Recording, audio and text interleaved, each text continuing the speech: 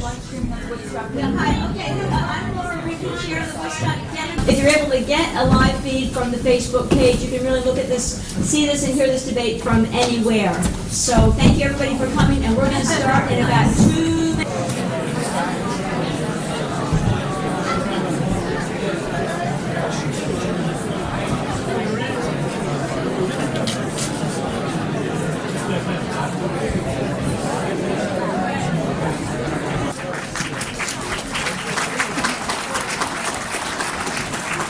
Welcome and thank you for attending our NY19 Congressional debate. My name is Gladys Figueroa, and I'm the chair of the Ulster County Democratic Women. This event, thank you. This event is organized and sponsored by our campaign committee chair, Ms. Otia Lee, in participation with the Democratic committees of the following towns: Denning, Hurley, It's Hurley. Denning, Hurley, Olive, Shandaken, and Woodstock. I want to thank them all, the volunteers, the technical support, and the media. There was supposed to be a ballot situation going on here. We have a ballot. We are also conducting a poll today, and everyone is supposed to have a ballot. I would appreciate your participation before you leave. I'm not sure that changed, the order changed, but it's okay, we will have it. I also changed my speech, sorry.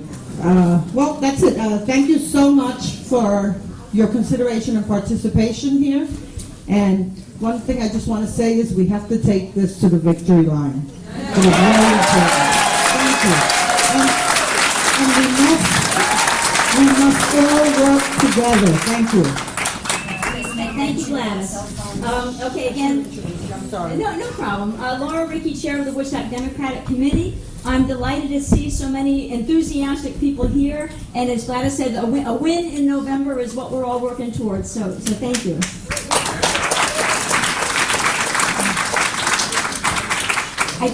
Excuse me? Turn off cell phones. Oh, very good. If you wouldn't mind turning off cell phones, that would be great, or quieting them. So I want to say thank you to the volunteers that brought this day together, this event together. Tom Wiggum is doing in the in the Woodstock TV control room so that this can be broadcast live, as it is being broadcast live. Kerry Muldoon, our sound engineer, the microphone is working, because thanks to Kerry. Liam Kahn, Facebook stream coordinator. Liam over. Yay!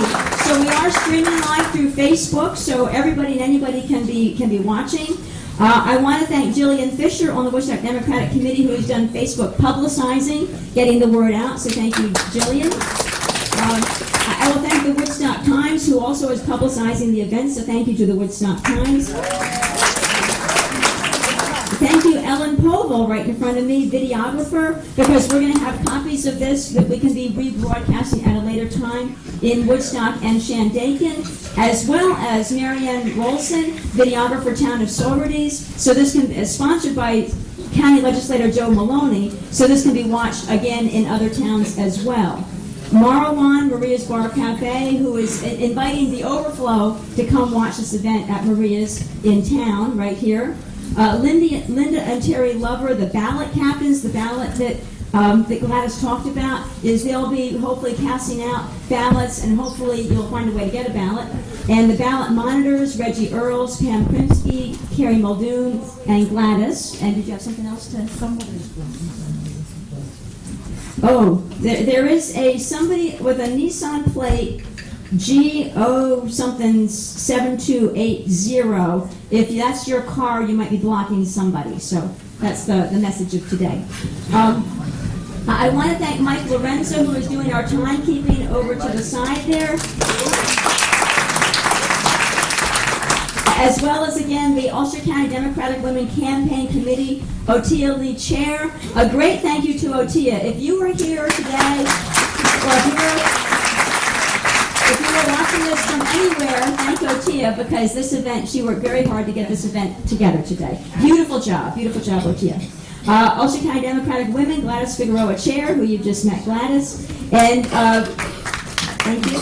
And the sponsors, last went through the different committees sponsoring, and Brian Hollander, who is here moderating the event, he is our debate moderator today. So thank you.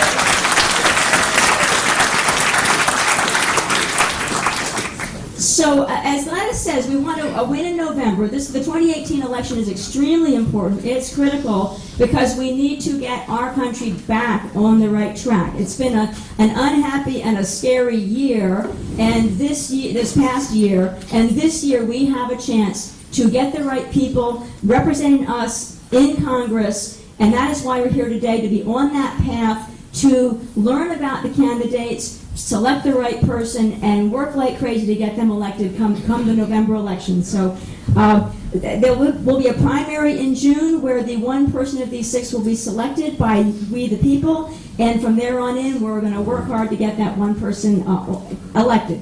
Let's meet the candidates and hear what they plan to do. In alphabetical order, we will begin with Jeff Beals.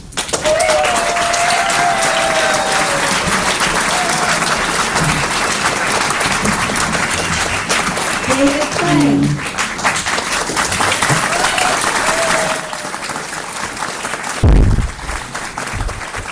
Antonio Delgado.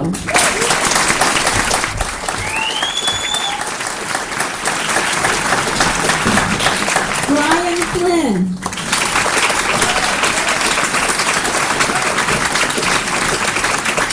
Gareth Rose.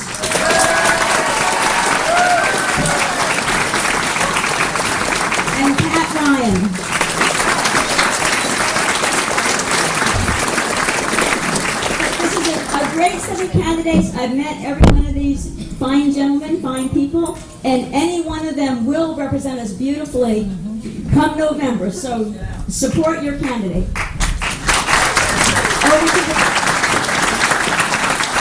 Over to you, Brian Hollander, and thank you again, Brian Hollander. Thank you very much. Gentlemen, you know you're going to have to share microphones, so I don't expect you to fight over them. Let's begin by allowing you to introduce yourselves to the audience here, and we'll give you about 2 to 2.5 minutes to do just perform such a chore. Let's start. We're going to allow the candidates to introduce themselves to you. We'll give them about 2.5 minutes for that, and we'll start with Mr. Beals. And also, you check the lights over here. When it gets to the red one, you're done. Thanks, everybody, for being here. Are you all ready to begin the year 2018, the year we take back our government? That is what begins today. I am so proud to be here. I am a teacher in Woodstock, and I teach down the road. It means so much to me to be addressing you all outside the park where my 2 sons, Abraham and Joseph, play.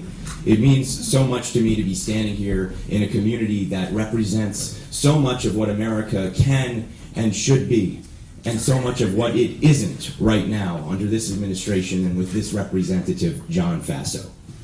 I am also a former U.S. diplomat, and I served our country overseas, representing us in Iraq, representing us in the West Bank and Gaza Strip. And I came home from those conflicts to my family's farm here in the Hudson Valley to begin teaching and asking deep questions about what had happened to the country that I had grown up believing in. I think we've gone terribly astray in our country. I think that we have lost touch with the greatest ideals that founded our nation and the greatest principles that founded our Democratic Party. I'm running for Congress now because I'm concerned about my own students and their future student loan debt. I'm concerned about our seniors and our elders in our community and their Social Security benefits. I'm concerned about myself and my friends and the health coverage we are not getting and the health coverage that we need. I'm concerned about 90% of us who have been left behind in an economy that has risen and left the rest of us with crumbs and not a part of the great advances in America. I think we can turn that around now. I think we are all doing it by being here in gatherings like this, and I think we are all doing it by standing up with our arms outstretched to tell John Faso, no, you do not represent us. You do not represent the ideals of our community. You do not represent what towns like ours have stood for. We stand for basic things, and those things are simple, and they're the essence of my campaign. They are standing up for our young people so that they can achieve an education without being broken by student loan debt that will stunt their lives. Standing up for our seniors so they can receive the Social Security they need to get by. And standing up for a healthcare system that provides Medicare for all, because healthcare should be a human right and not a privilege right. And lastly, standing up for a democracy that actually stands for diplomacy in this world and not war and endless conflict. Thank you so much for doing it. Thank you, Mr. Dean. David Kerry. It is my great pleasure to be here in my hometown. Been living here in Woodstock for the last 25, 30 years, and it is one of the most beautiful places in the world. And the people are some of the most beautiful people in the world. So I want to just reach out and thank Indivisible Ulster. They gave me the honor of an endorsement as the best candidate. It's a very strong background, and it's my great honor to take that trust and to win this battle. So I'm here because I can beat John Faso. I can beat John Faso because I have spent my career serving and fighting for the people of New York 19. I can beat John Faso because as a trial attorney, I have taken on powerful forces, multinational corporations, big Wall Street firms, and representing working class folks time and time and time again, I've won. I will hold John Faso accountable for his vote to take away our health care.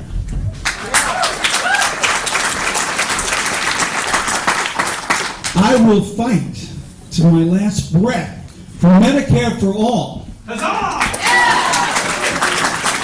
I truly believe Medicare for all would be transformative for our country. And it's something that we all must do everything we can to achieve. I can beat John Faso because as a small businessman, I've been here for 30 plus years working in this community, working with the Chamber of Commerce, serving other small businesses. I know that the small business is the engine of our economy. And I know how to work with them. I know that we can help work together to transform our economy in the 19th to a 21st century economy, where good wages are paid, where innovation is supported, and where entrepreneurial spirit is allowed. I can beat John Faso because as somebody who has worked with the Ulster County Human Rights Commission, I have fought for the rights of people. I have fought for the rights of everyone, whether it be your gender identity or sex discrimination or racial discrimination. Those are the things that I believe in, and I would try and protect those rights and to expand those rights. I can beat John Faso because I spent a lifetime putting people first. And I come to you to put you first, not special interests and not corporations when we serve in Congress. Thank you.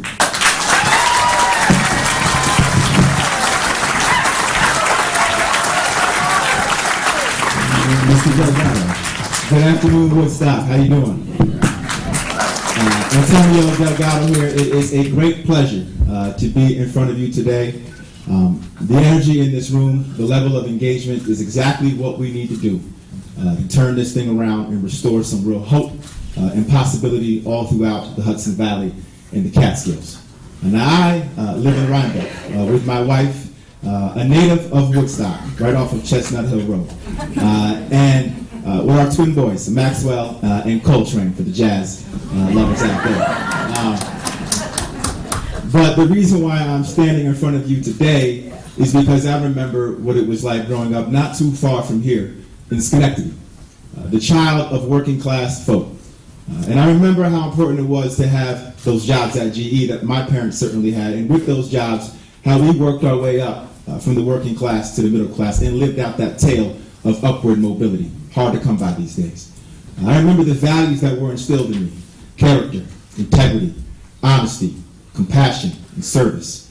I took those values with me to Colgate, where I ultimately earned a Rhodes Scholarship and came back and got my law degree at Harvard.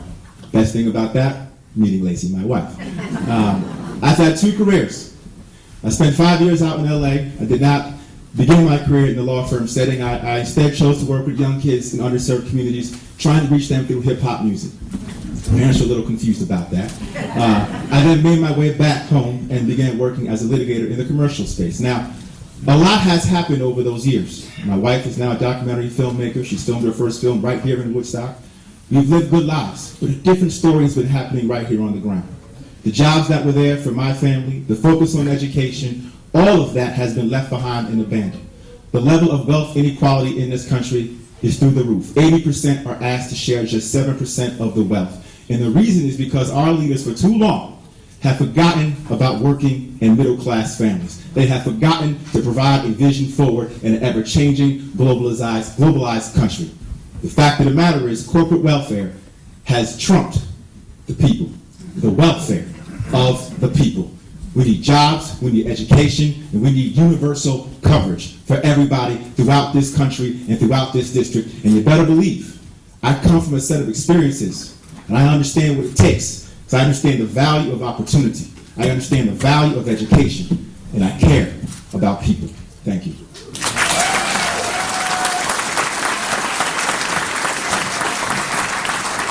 Mr. Flynn. Thank you all for being here today. I'm Brian Flynn. I am a lifelong progressive Democrat, an activist, a small business owner, and I'm the third generation of my family that chooses Greene County as our home. Got Greene County crowd here. I also, like many of you, have marched in my share of picket lines and protests. But this year it seemed different. We all felt we needed to do more. So, like many of you, I went to an activist meeting over in Gardner. And the organizer there talked about how this wasn't just about Trump. It's about the fact that we left people behind. And the way forward is that we need progressive leaders who not only understand the pain and economic anxiety that people feel, but they also know how to respond to it and have experience getting things done. And that struck a chord with me. You see, in my day job, I've been able to create hundreds of good-paying factory jobs at factories throughout the country, including many union jobs. And I've seen and understand the barriers that small business owners and farmers face here in our district because I face them myself. And that's why these experiences, why I'm the right candidate for New York 19. Because right now, here in our district, we have incomes that are stagnant. We've got good jobs disappearing, we have the cost of healthcare skyrocketing, all while the 1% keeps raking up record profits. And it doesn't have to be this way. We can have a vision, we need to believe in it, and we need to get it done. And that's why I have a Marshall Plan for the American worker. And it's real solutions for everyone, from farmers and working women, to immigrants, the LGBTQ community, from young people to the elderly, to small business owners and factory workers. Because you know what? That type of plan has bipartisan appeal. And you know what? We have to fight for something, not just against something. And when I take on John Faso, you're going to be someone who's a proven progressive Democrat, somebody who's created blue-collar American jobs, and somebody who's actually gotten legislation passed in Congress. Because unlike John Faso, I will always choose to put voters over donors, people over corporations, and healthcare over special interests. Because you know what? This is a fight for the American worker, and this is about creating an America that works for all of us. Thank you.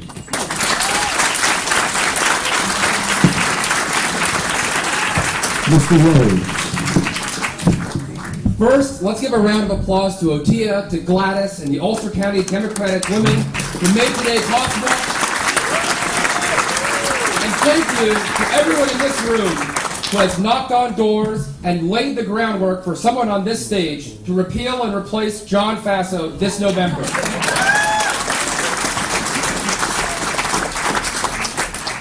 My name is Gareth Rhodes, and I am running a completely different type of campaign. Now, when you came in here, you may have seen my 1999 Ford Winnebago out in the parking lot. This congressional district is bigger than Connecticut and Rhode Island combined. I am going to all 163 towns in this congressional district because I believe if you want to serve the people, you must listen to the people. And something John Faso does not do. And what makes me different as well is this is not my first time in these towns. Born and raised here in Ulster County, I've hiked every peak in the Catskill Mountains. Here in Woodstock, Overlook is the easy one, trust me. And my first job after high school, I drilled water wells from Marlborough to Middleburg. I had the privilege of serving at the highest levels of state government, public service here in New York State. And I was here down Route 28 in our community's darkest moment after Hurricane Irene, with small business owners and homeowners in Phoenicia, in Margaretville, in Fleischmann's.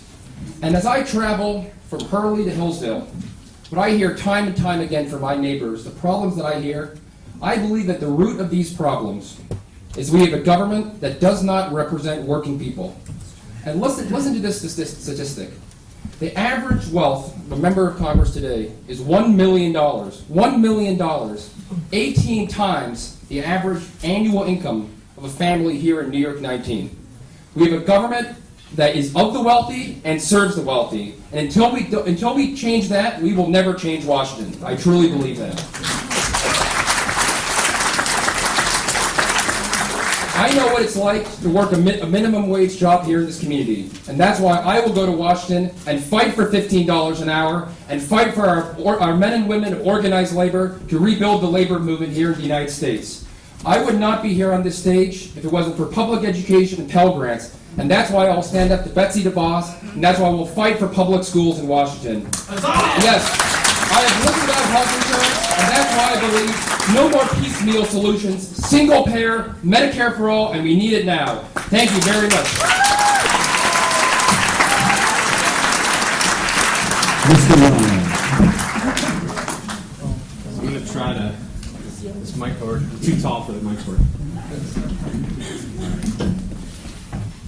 First off, thank you all for being here. I mean, to see the overflow crowd, to feel the energy in this room, it is phenomenal. This gives me so much hope that we are going to do this on November 6th, 2018, all of us together.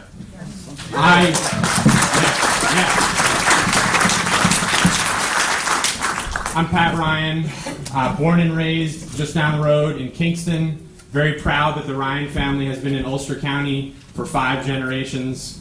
I remember growing up, my grandpa, my mom's dad, telling this story of how after the attack on Pearl Harbor, he actually lied about his age so that he could enlist in the Navy and fight in World War II. And that story has always really stuck with me. That, watching both of my parents who are here today being truly engaged citizens in our community, it taught me from a very young age our democracy, our values, progress in this country, it doesn't just happen. It's driven by every one of us, each of us, fighting to constantly renew it. And we are at a time now where that is more important than ever. I have always felt this responsibility to serve. It's what led me to West Point. It guided me through 2 combat deployments in Iraq. It inspired me to start a successful technology company after the Army. And it's what's driving me to run right now. Now, I don't know how many of you were brave enough to watch the State of the Union. I made myself watch it, and I was shaking my head like I think a lot of us were. It was clearer than ever that we are at a crisis moment in this country. I mean, our economy is increasingly focused on those who already have more than they need.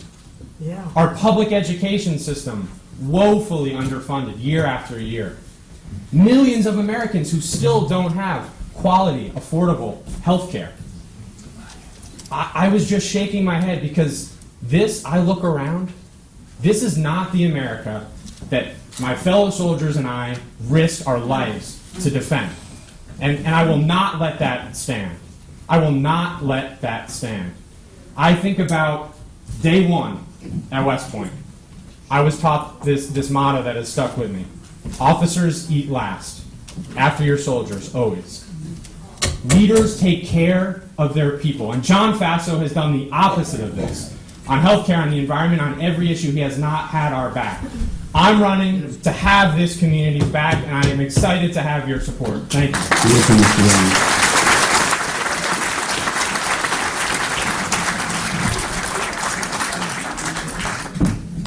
Let's start off some questioning. Talk about politics a little bit. I understand that none of you have ever run for office before. Anybody? Nothing? So you are going to be facing... Actually, I ran in 8th grade, and I won the student council president, and I dropped after that. Okay. That doesn't count.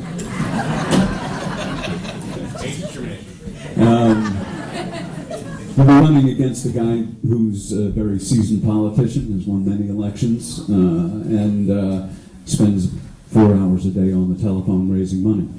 So where are you going to get your money? How are you going to beat John Faso? Let's start over here with David Clegg. We'll go this way, and each question will move over. Start with the next guy, David. And let's see, try and keep this here to about 2 minutes. So John Faso is a quintessential politician. He will tell us what we want to hear, and then he will turn around and he will vote in favor of his wealthy donor class. John Faso is a corporate lobbyist. He was a corporate lobbyist.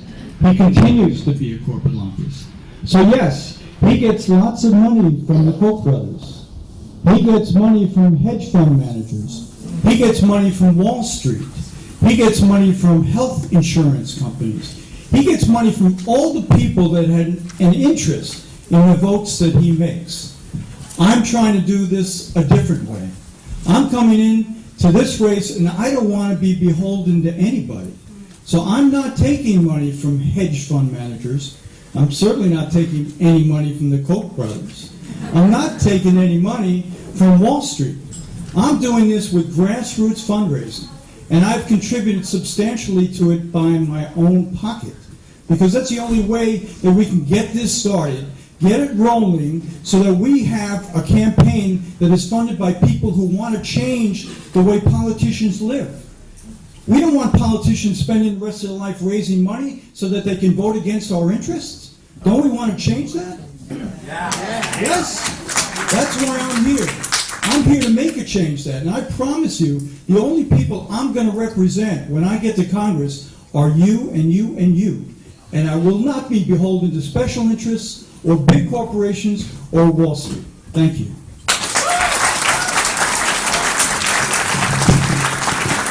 Mr. Delgado. Yes, I think it is a testament to the times that everybody on this stage has not run for a political office. I think the level of excitement and engagement and the compulsion to action in this moment of crisis is critical, and I think we all can acknowledge that we're kind of tired of career politicians, which is exactly what Mr. John Faso is. He ran here, or he moved here just to run for office. If you go to his Wikipedia page, it actually says that. So it's important to understand how we can beat a guy like that who is seasoned, who is determined to remain in office, and does have the machine of the Republican Party and the Mercer family behind him. I think to beat John Faso, it is important that you outwork him, that you outrace him, and that you outorganize and inspire. And I think as I look at my abilities, I think I'm the best qualified to do all those things. It helps that I come from a working class family, and I was taught from day one to work twice as hard as the next individual. I've applied that every day of my life, and it's led to much success, and no one will outwork me, including John Faso. Now the numbers bear this out. With work ethic, we've been able to outraise Mr. Faso every single quarter in 2017. That is nearly $1.5 million. Now critically, all of that money comes from individuals, not a single dollar from corporate PACs. Critically, that money is small dollar donations. We have raised more, thank you, we have raised more small dollar donations than anybody on this stage. I've raised more in district than half the folks on this stage. Now that's a product of work ethic. And I'm going to take that work ethic and that money, and I'm going to blitz this entire district. We're going to go everywhere we can go, knocking on doors with mails, with my face, my voice, and our mission to turn this thing around and get folks engaged and take this democracy back. We have got to get money out of politics. I am for overturning Citizens United. I am for a publicly financed campaign. I'm for all of these things. I will sign on to the Government for the People Act. I will do all of these things, but I cannot do it from the outside looking in. And I will do the work to get in and be the voice that I think we all need right now more than ever. And you can count on that. And lastly, we have to bring folks together and turn the vote out here. And I'm hoping to bring to bear a real reminder of what it means to be who we are as people, to inspire, to motivate. Thank you. That's how we win, turning out the vote. Thank you. Thank you, Mr. Galvin. Mr. Flynn, let's hear from our seasoned politician. Thank you, Brian. Listen, I love the idea of taking on John Faso. I'm actually genetically engineered to spoil for the fact. Here's the deal. I love the contrast. He's a career politician and lobbyist, and I am a scrappy, progressive activist who's also created hundreds of blue-collar American jobs, and I've actually been in Washington and got legislation passed. When my brother was killed by terrorists in 1988, my family answered that call for justice and actually went down to Washington and protested and marched the halls of Congress and got legislation passed. We developed a deep expertise in national security. And that legislation is the Iran-Libya Sanctions Act. And notice it's not the Iran-Libya Invasions Act. We achieve justice and security through sanctions and diplomacy, not invasions. And I love that contrast to John Faso. And let's be clear, I am a true progressive and the only candidate in this race who's been advocating for Medicare for all since 2004. I'm the only candidate that's a blue-collar American job creator. I'm the only candidate who's been in Washington and got legislation passed, and I'm the only candidate that's presenting you a comprehensive plan to move us forward. I can't wait to stand across from John Faso and take him on, and to attack him for selling out to donors and not paying attention to voters. I love that contrast and look forward to it. Thank you. Mr. Rhodes. I am proud to be the only candidate on this stage who has government experience right here in New York State. And because I chose public service, I unfortunately am not able to write myself a large amount of money to fund my campaign. So I said, I'm going to do this a completely different way. I told you about my Winnebago, going to every town in the district. I also said $19 for New York 19. That's how I'm going to fund my campaign. And I'm proud to have the highest percentage of low-dollar fundraising on this stage and the highest percentage of in-district fundraising on this stage. Because I believe the grassroots is how we're going to win this race. And we know here in Ulster County, here in Woodstock, we know how to win as Democrats because we were represented by Maurice Hinchey for decades. In a tough Republican seat, Maurice Hinchey's first race was so close it was a recount. 4 cycles later, no one ever ran against him.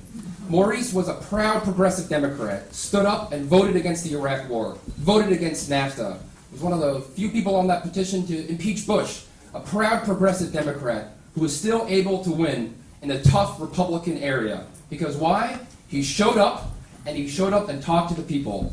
That is what my campaign is all about. My favorite experiences on this campaign trail is when I go to diners and sit down and talk to people who disagree with me on every single issue. But we have a conversation because at the end of the day, here in New York 19, we know just because you don't see eye to eye doesn't mean you can't walk hand in hand. That's what we've always been doing here in this district, and that is how we will beat John Faso. Thank you very much. Mr. Ryan. So Brian talked about his excitement to confront John Faso. And a few of us were at a Chamber of Commerce breakfast 2 weeks ago, the Ulster County Chamber of Commerce.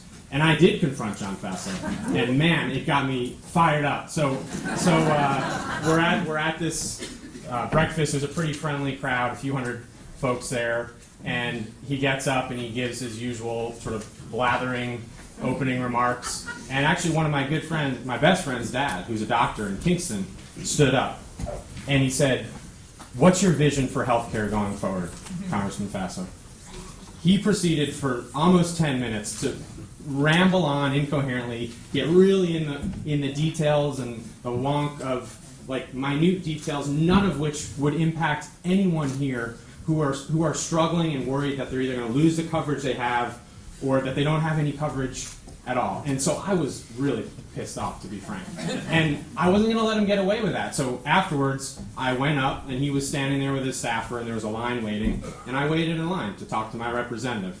And to his credit, he shook my hand, and he definitely knew who I was, without me introducing myself, but I introduced myself. And I think he expected that was going to be it. I was going to walk away.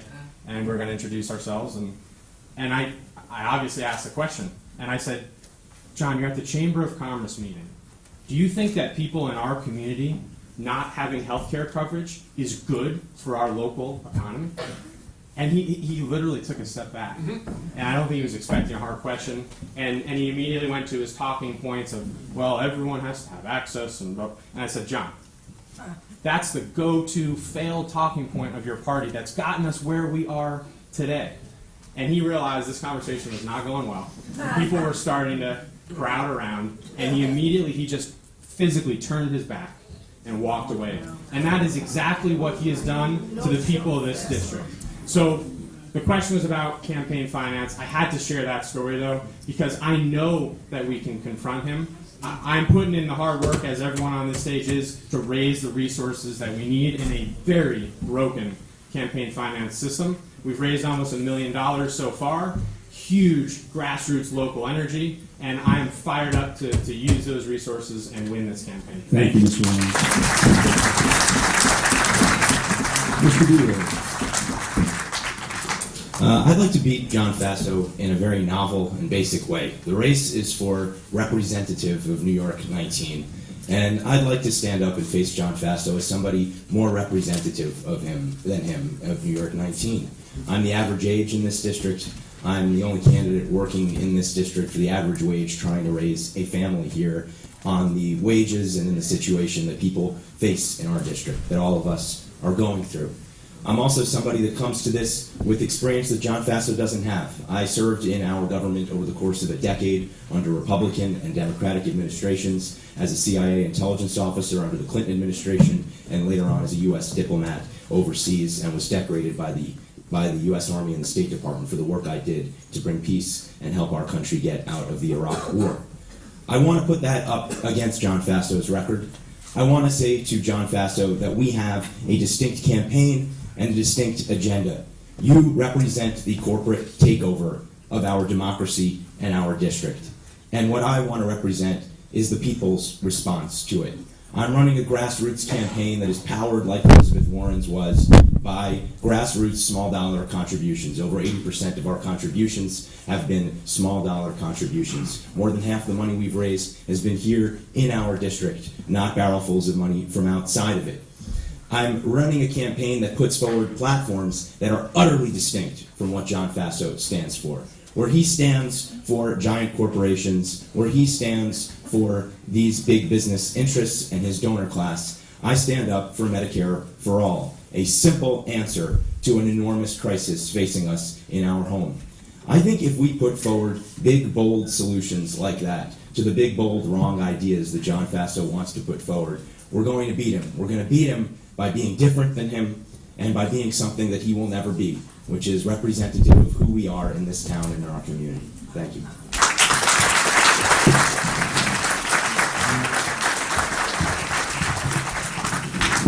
Let's do a quick question here. This will be a short question. We give you about a minute each to answer because you all have almost stated preferences on health care.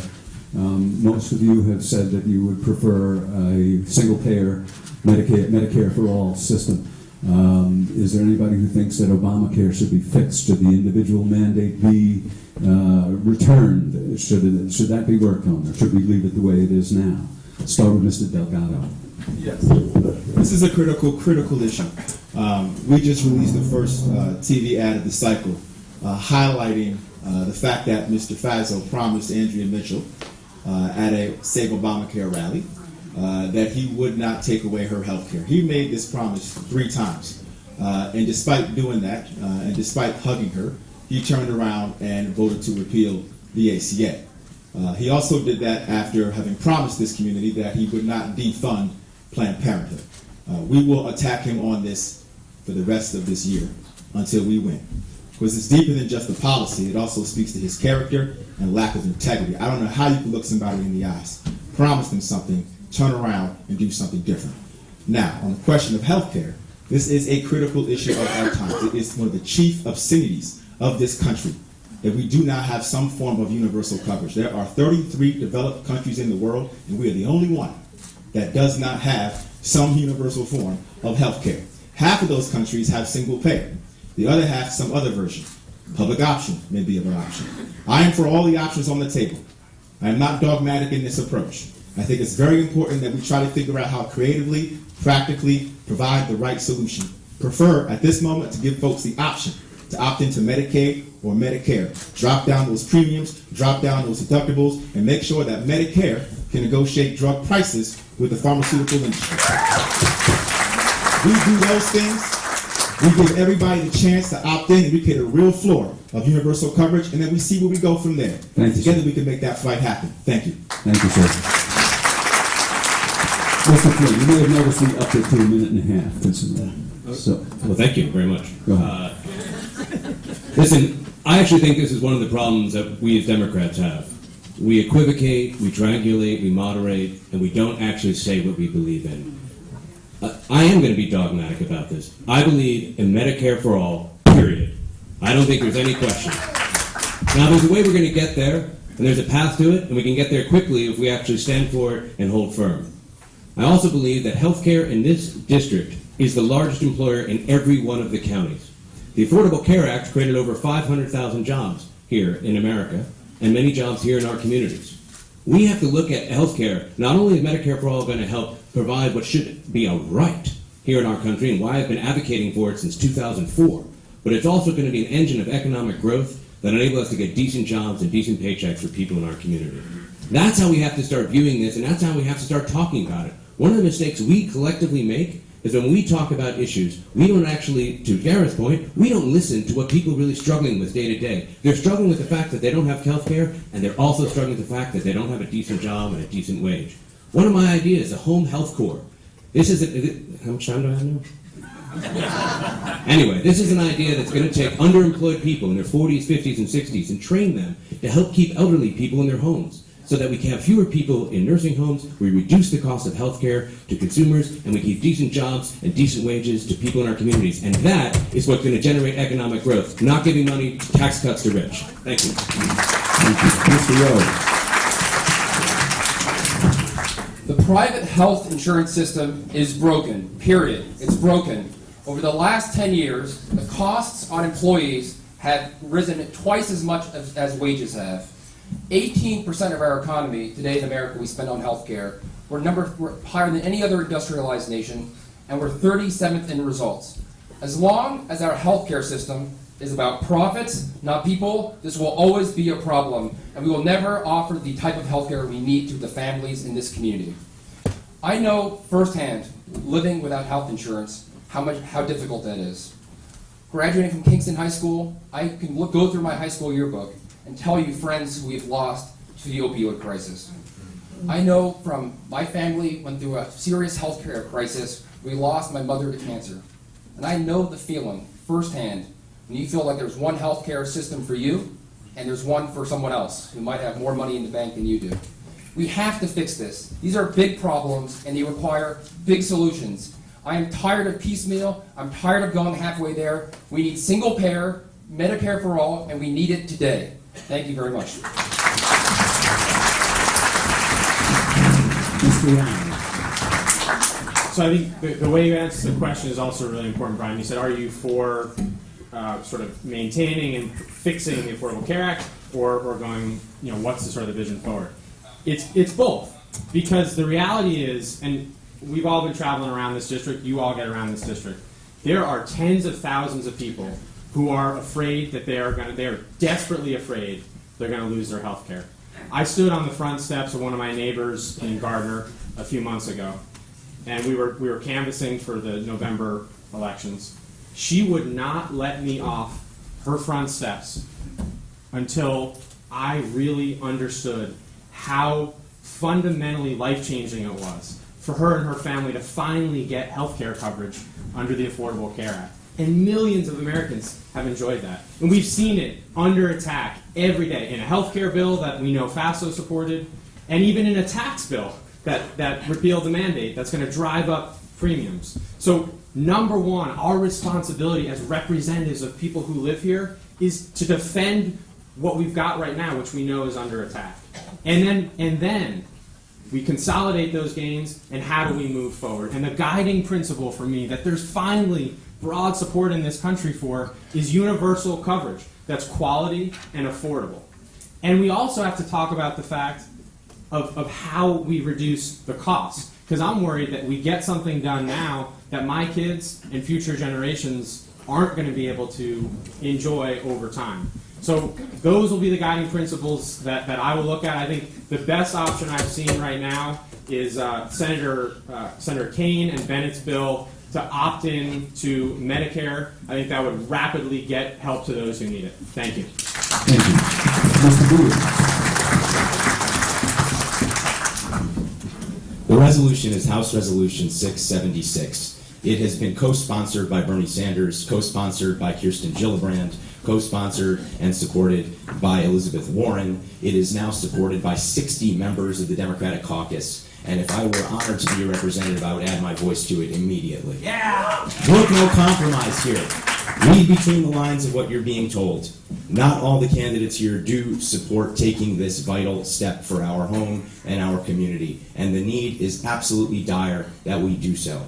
Unfortunately, big money donors that want to invest in our race demand that you don't take this step in order to get their money. That's why I think it's so vital that we do dare to take this step. There you go. Thanks. The other thing I want to just say is this hits so close to home for me personally. Just this week, my wife found out that she had an infection in one of her teeth. And what did we find out? Well, that's not covered by your plan, and we're now facing a $1,200 bill for something that ought to have been covered by our dental insurance. I know everybody here is going through things like this because I met a shopkeeper in Phoenicia recently who told me that she is so terrified by the medical bills she's going to face that she won't even go get a mass checked out that she feels growing in her side. We have an absolutely dire crisis in our country and in our home, and we cannot stay silent any longer. We must pass House Resolution 676 and make sure that Medicare for All is a reality for our country and our country.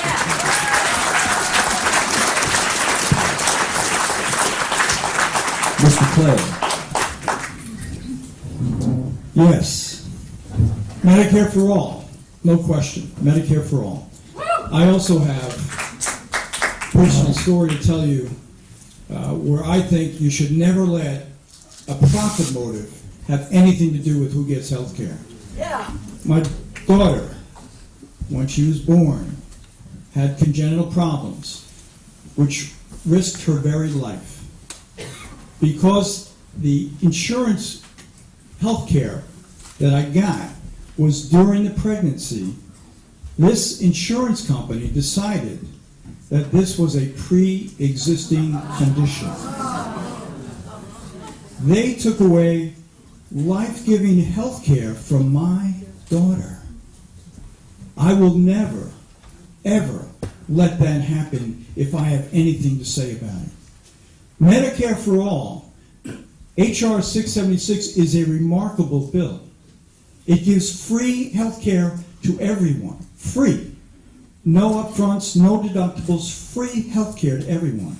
It provides for long-term care. It provides for dental care. It is something that would transform our country. It would lay a safety net that would be wonderful for every human being, every resident of our country. We are the richest country in the world. We could do this, and it would be transformative at every level, on our personal, on our family level, and our country level. Thank you very much.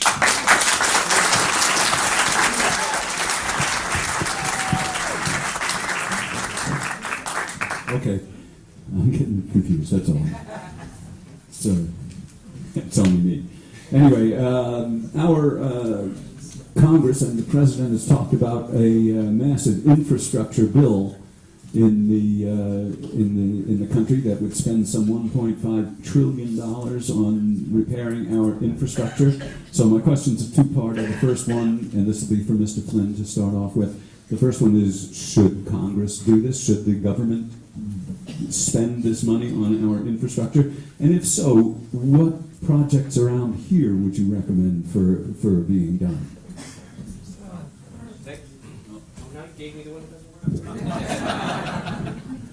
That's tough. So let's start by actually talking about the proposal for infrastructure that John Faso wrote about last week. He didn't talk about the U.S. government spending. He talked about us setting up an infrastructure bank and sovereign wealth funds. We're going to start making money and basically privatizing our public infrastructure. That's not what I'm talking about. I'm talking about taking that $1.4 trillion we just gave away to shareholders and to corporations and to rich people and invest that in infrastructure, because that's how you create a sustainable economy, and that's also how you grow jobs. So let's talk a little bit about what we would do with that infrastructure. First, transportation infrastructure. Right here in this district, we've got transportation infrastructure, bridges, roads that are falling apart. In Sullivan County, Route 17 is going to have 4 million new visitors, and we have not upgraded Route 17 from being a route to being an interstate. We have similar issues up here in Otsego County, just north of here, where they've got bomb trucks filled with natural gas that are going on rural routes rather than using the interstates. In order to protect our communities and provide working people with a way to get to work, we have to invest in transportation infrastructure, including looking at technology so that buses could be used efficiently. We have Uber Share, but we don't have it in the public realm. The next is we have to invest in digital and broadband infrastructure so that communities like ours are no longer at such a sharp disadvantage. The third, and I think perhaps most important, we have to invest in housing infrastructure and the attendant water and sewage treatment infrastructure in order to enable us to have smart growth within our communities. That's often a thing that's forgotten when we talk about infrastructure. If we don't do that, we're not going to be able to grow our economies and also have a sustainable future. Thank you. Mr. Rhodes. 2 minutes. Traveling across this district, one of the biggest problems I've heard from towns is that because of the loss of young people from our communities, young people who grew up here and then go to school and never come back, what's happened is our fire departments and our EMT services are unable to find new volunteers. So what happens is local towns, as a result, have to privatize the fire departments, privatize the EMT services, driving up the costs on local taxpayers. We already know that in many of our towns, our taxpayers pay too much local taxes. If we don't pass this infrastructure bill, don't tell me we can't pay for it, because this tax bill cost $1.3 trillion. We can pass the infrastructure bill. And if we don't, we're going to force towns like Woodstock, force towns across this district to assume the costs of fixing the aging water infrastructure, sewer infrastructures. This district in particular has some of the oldest sewer infrastructures in the entire Northeast, average age over 90 years old. If this is not fixed on the federal level, the town will be forced to bond it out, will continue to drive up the costs on local taxpayers, forcing more and more young people away from our communities. This needs to be a top priority of the federal government. I will fight for it while in Congress. And another extraordinarily important one is broadband. Across this community, I was out in Roxbury talking to a local bed and breakfast owner, a motel owner out there. They had Google coming in for an entire week. The entire town was looking forward to Google, a whole conference coming. The Google team came out there, realized you couldn't take a cell phone call, realized there was no internet, and said, we're not coming here. This is hurting our bed and breakfast owners, it's hurting our motel owners. I've spoken with high school students who on their way home have to go sit in the parking lot of the local public library just to access the Wi-Fi. It's a huge issue in our communities. Government can fix this. I was proud to work in state government on the Broadband for All program. It's not a perfect program, but it has helped bring fiber optic cables and fiber optic lines to rural parts of New York 19. I will work tirelessly in Congress on these issues because our community needs it. Thank you. Mr. Ryan. So my campaign staff that's here, my wife, make fun of me constantly because I'm obsessed with infrastructure. So I'm excited to get this question, nerd out a little bit. It's not.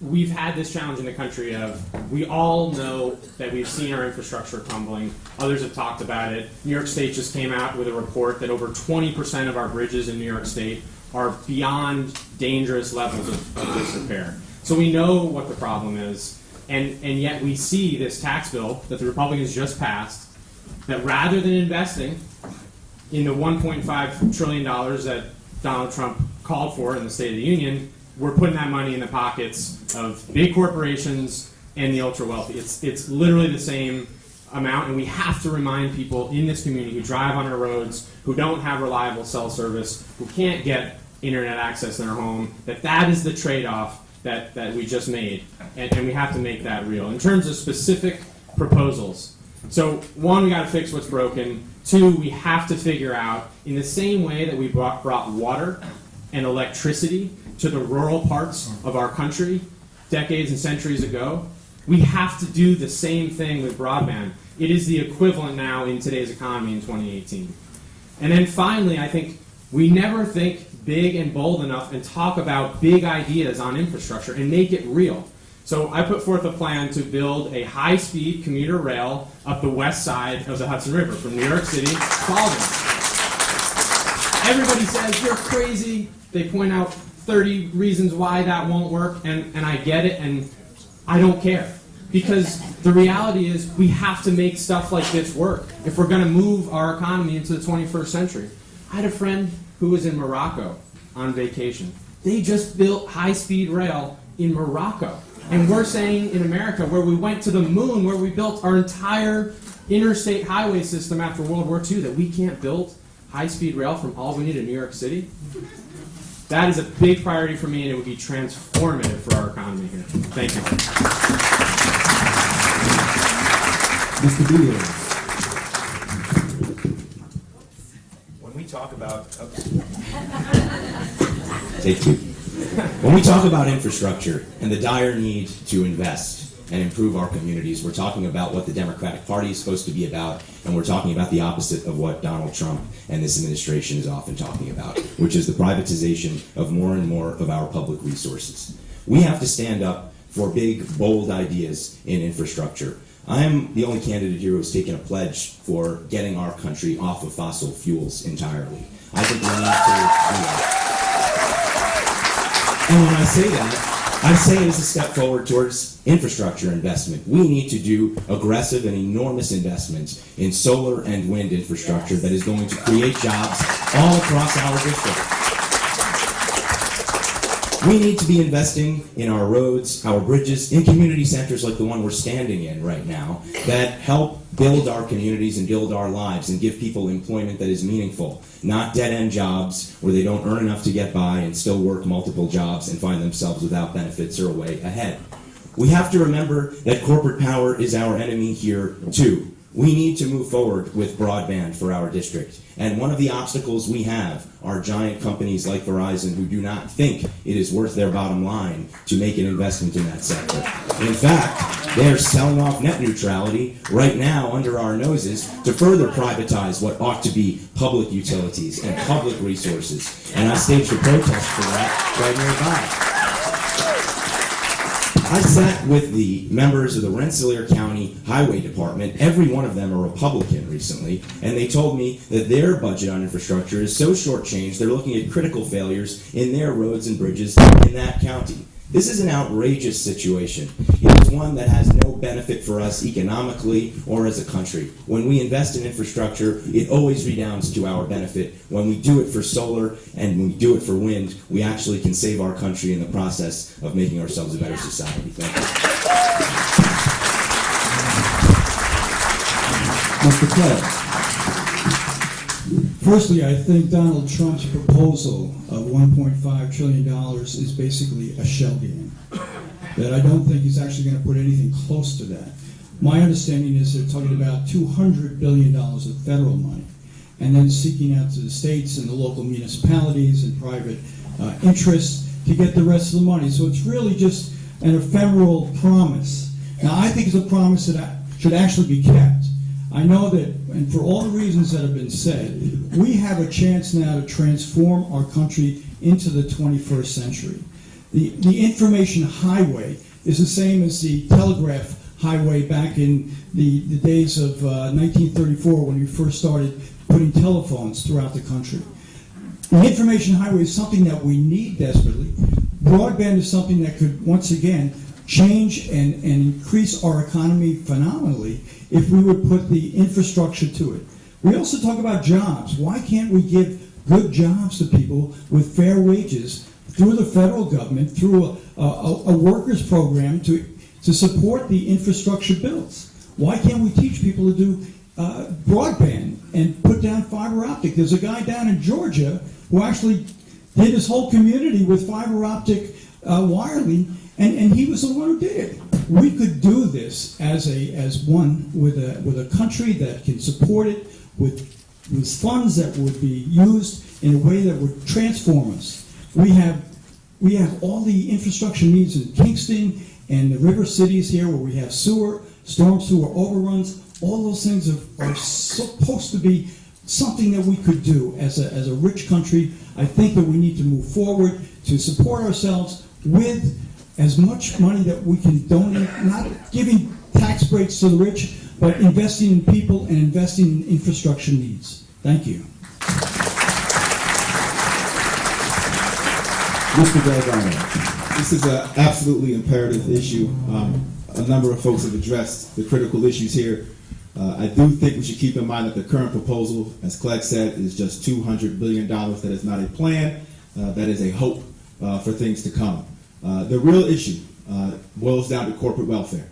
If you look at the industries across multiple sectors here, whether it's big ag, whether it's big oil, whether it's big tech, we are propping up all these industries to the tune of about $100 billion annually.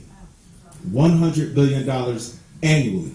Now, you throw on top of that a tax scam, which only throws gasoline on the fire, adding $1.023 trillion to our deficit. Just read this morning in the New York Times that we will have to borrow $1 trillion in 2018 because we don't have enough revenue coming in. That is double the amount we borrowed last year. That is 6 times the amount, that is the most we've borrowed in the last 6 years. So we are taking and taking and taking and taking money away from the people and giving it to big corporation when we know that the real needs right here are on the ground. Now, they've talked a lot about some critical issues: broadband, wind, solar. I want to focus a little bit on ag. I was in Kerry County. I sat down with a couple of farmers out there, dairy farmers, and they told me the frustrating part about it is when the dairy truck comes to pick up the milk, they don't know where it's going. And this is a farm that's been in Skahari, multi-generationally speaking now. And he talked about how his father knew that there might be a distribution plant locally, or there might be a processing plant locally, or marketing, or bottling service. All of that has been ripped to shreds. And we don't have the infrastructure right now, regionally, to meet the $7 billion right now of unmet demand in New York City. Nor do we have the infrastructure to account for all the unconscionable food deserts that are all throughout this district. Think about that. While our folks are shopping at Stewart's to feed their families, to go grocery shopping, we have folks being propped up with $4 billion for big oil, $20 billion for big ag, billions of dollars for big tech. It is immoral, and we must turn this around. Thank you.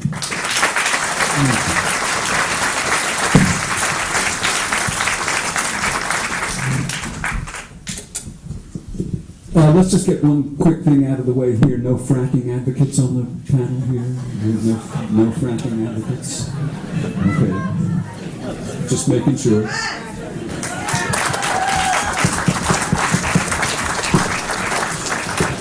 Just out of curiosity, since we're not ready to completely switch over to a wind and solar economy here, what's the best way to move these resources down around the country? Do we need a pipeline? We don't need pipelines, or do we need pipelines? We need tanker traffic on the Hudson River. How should we move our fuel resources? Let's just go around very quickly in the same order that we did. Let's start with Mr. Flynn. How much time? All right. We start with Mr. Rhodes this time. Yes. Yeah, and let's just take about a minute each to talk about this subject. Go ahead, Mr. Rhodes. Absolutely. It's a transition, but it's a transition that needs to start today. It needs to start immediately. And let me tell you about what will happen if we don't start this transition to clean energy. Here in the Catskill Mountains, I remember hiking when the acid rain had destroyed so many of the peaks here in our community. You couldn't fish in the lakes. That is why, and you see what's happening now in Washington. The Clean Air Act had helped fix that problem. Washington was trying to roll back the Clean Power Plan, allowing the emissions in the western part of the country to go back to the levels they were in the 70s. You're going to see the asthma rates go up again here in the Hudson Valley. We're going to see the acid rain come back again. John Faso, when asked about the rollback of the Clean Power Plan, said, I quote, "It will not impact New York 19. This is from someone who clearly has never hiked a day in the Catskill Mountains, someone who does not have the type of emotional connection to the environment that we have here in New York 19. This is the district of Maurice Hinchy, the #1 fighter in Congress for the environment. Because if you have the privilege to represent this community, you have to be the most outspoken member of Congress on the environment.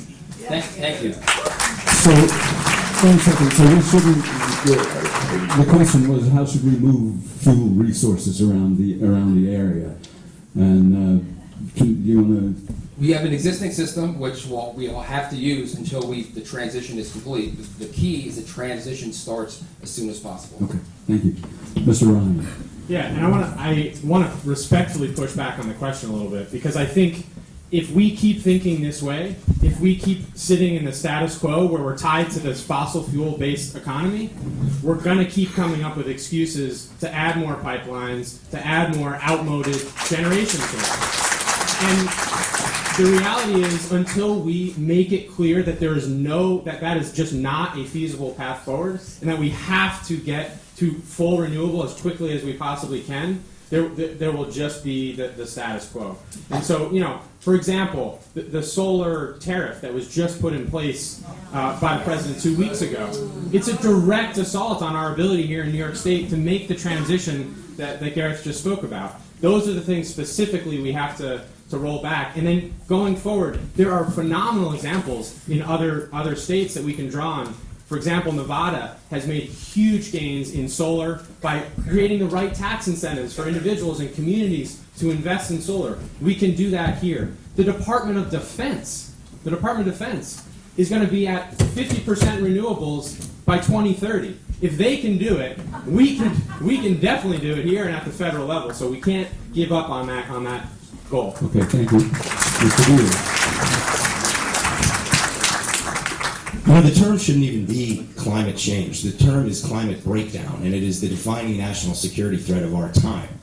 And when I say that I've taken the off fossil fuels pledge, Brian, to get us off fossil fuels and onto 100% sustainable energy in most sectors by 2035, I took that pledge because if we do not act within the next 10 years, we are facing grave consequences for our society and for our world. And I've seen them firsthand as a diplomat overseas, where I have worked in the Middle East and seen conflicts and refugee flows caused by climate change. I've seen it here farming in the Hudson Valley, where the growth seasons are out of whack at our own farm and at other ones that I'm seeing around the district. And I'm seeing it as a danger to my own sons and their future in the world that we want to give them. So I think we have to be very bold here and very forthright when we say, John Faso, you are taking money from the fossil fuel industry, from the Koch brothers, who are giant profiteers off of that industry, who then put it back into our society in the form of propaganda that they take our profits from and try to brainwash us over, and say no more to fossil fuel projects and right now to solar and wind. Thank you. Mr. Kelly. To answer your question, Brian, I'm against the Constitution pipeline. I believe the pipelines that they actually want to create a virtual pipeline from the Balkan fields of North Dakota over to Albany and down through our region, down to New York City and New Jersey. That should not happen. We should not support that. Pipelines are not the answer for the future. We have 28,000 miles of streams that are at risk. When we have a pipeline go through our district, all we suffer is the risk of what happens if there's a breakdown. There is no benefit to us. It is a corporate takeover of our property, our environment, our lands, our water, our cleanness. So we have to oppose that, and I oppose it. Now, I will say that we're working under a Clean Air Act that was made in 1970. When we did that, we were not thinking about greenhouse gases. When we take over Congress, which we will, we need a comprehensive new set of legislation to deal with greenhouse gases. We can raise the level of emissions to the point that we don't suffer the same carbon pollution in our atmosphere. We have the technology to do it. The only reason we don't is the cost of producing it. The coal-fired plants could be made with new advanced technology to produce less greenhouse gases, but they don't do it because it will cost money, and then coal becomes less efficient, obviously. So I'm against it in terms of, I think we have to move ahead. Thank you, Green, Mr. Clay. yes, thank you. Mr. Delgado. Yes, I think a lot about the vision forward for New York 19. I spoke a little bit about agriculture and agribusiness and how we can leverage our natural resources, our local farming, communities all across this district. I think similarly, the majestic beauty of this district, from the Hudson Valley and the Catskill Mountains, the rivers. We have so much here to celebrate and enjoy all across this land. And so it is imperative that we do the work of protecting it. And we do not need to build any more pipelines through this district. Now, I will say, the issue here, as I've alluded to, is corporate welfare. Big oil right now is being propped up to the tune of $4 billion. Exxon, which prior to the tax scam was obligated to pay 35%, was already paying 17% on average through the tax credits and subsidies. So, what's the way forward? The way forward is to take those god-awful tax subsidies and credits and incentivize investment in renewable energy sources. Solar, wind, geothermal. These are the things that if we invest in, and guess what? It works not only to save our environment, but to create jobs. That's a novel idea. 17 times the rate of the economy is what solar jobs right now are growing at. 17 times. Thank you, sir. Mr. Flynn.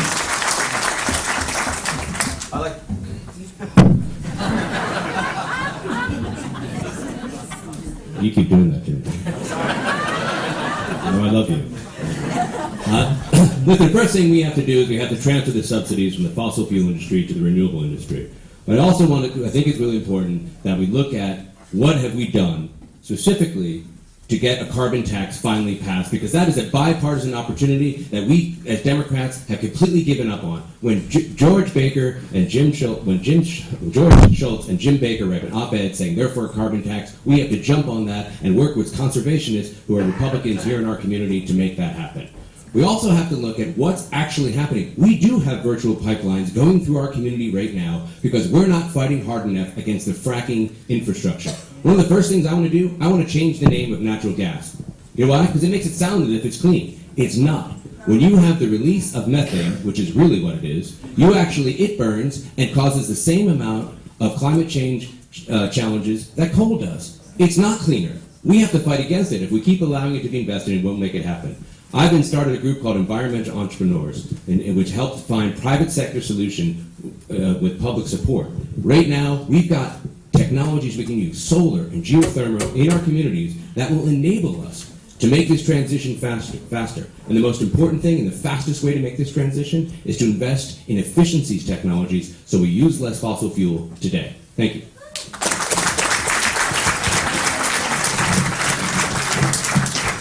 Let's stay on the environment for a moment here, and we'll start with Mr. Ryan on this and talk for a minute about the filtration avoidance determination that the federal government has approved between New York City and the local watershed communities.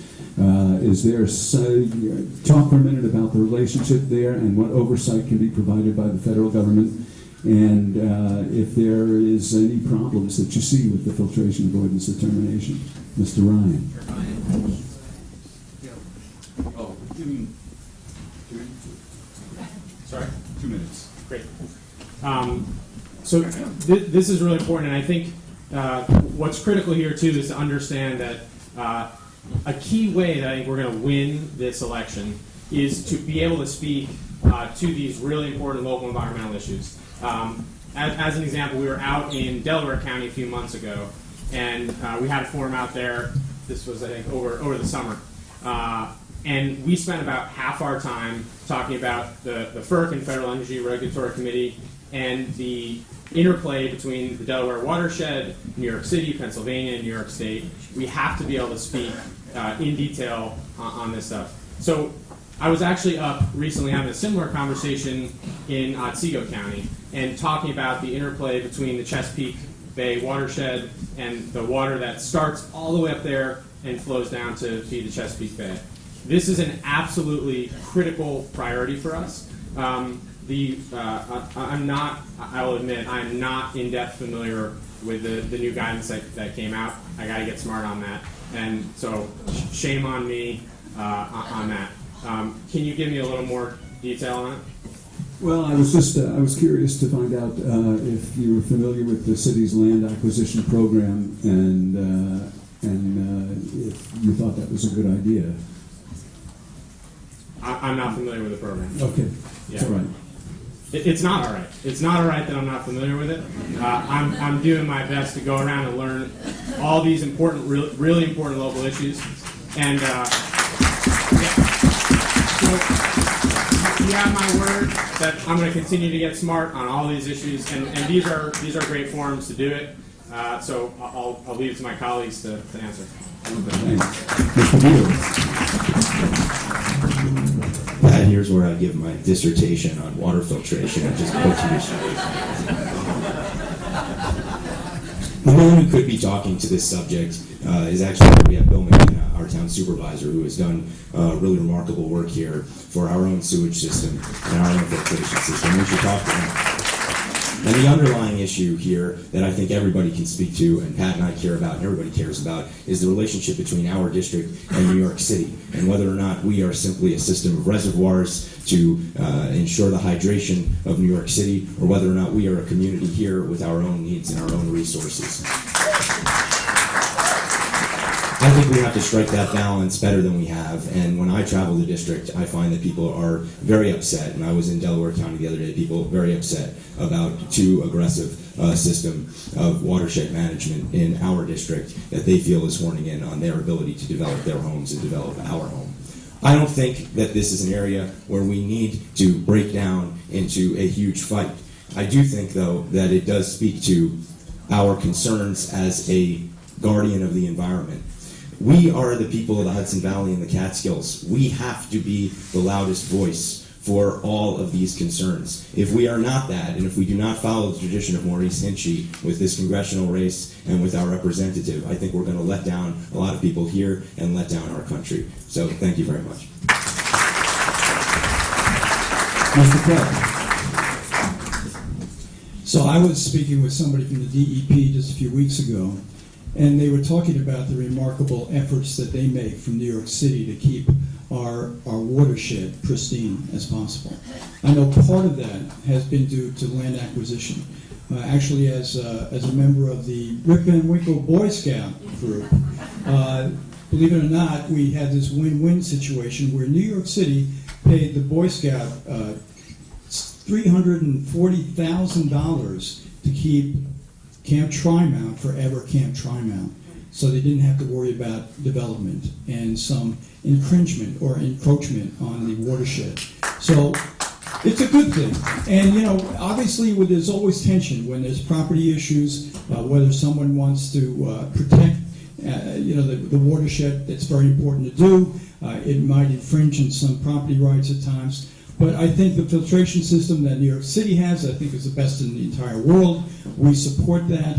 And I think that, the environment that we have, the pristine watershed that we have here in Woodstock and Kingston is something that's precious and that we should protect. Thank you. Mr. Delgado.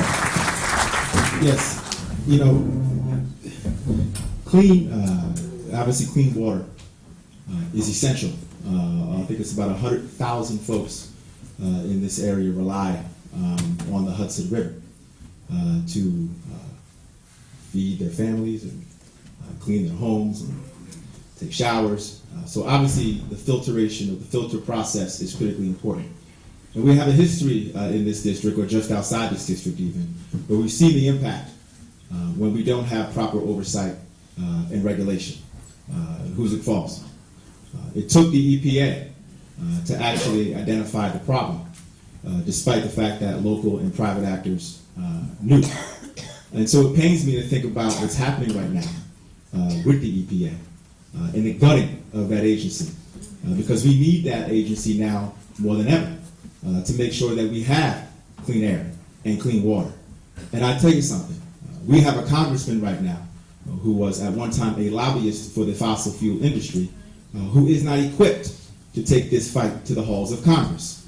And that is something that we, on instinct, on prima facie, requires him to be disqualified.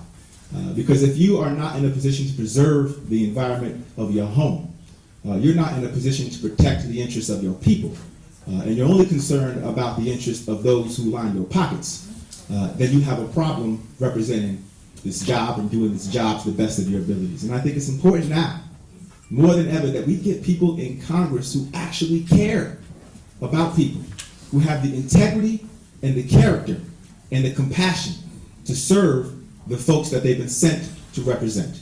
Thank you. Mr. Flynn. In the last few decades, our population has doubled, but our use of water has actually tripled as a society, as we use more and more of it. So this is an issue that has macro implications. And being from Greene County, I actually know a little bit too much about filtration avoidance determination. We're in the watershed, so my streams eventually make it down into the Ashokan. And I can tell you that it's something that is very important to our community and communities in Greene and Delaware and up in Otsego, and here's why. Because we have small businesses that are being prevented from growing and from being effective because New York City is establishing what the rules are. I'll give you one example. My friend Nick, he runs a bike shop, and he's trying to create more mountain biking trails. These are mountain bikes, not dirt bikes, right? And and these trails are currently hiking trails, and they wanted to make them into mountain biking trails. And New York City said you're not allowed to do that. They said because it tears up more sediment if you actually do mountain biking. So he did a study and said no, it doesn't. It's about home rule. We should decide what we do with our land, and it's the role of a congressman to help navigate those situations and be an arbiter and be an advocate for the people in this district against the people in New York State, against the people in New Jersey and Pennsylvania. That's the role that Maurice Hinchey played, and that's the role that any one of us will have to play as we deal with this issue going forward. Thank you.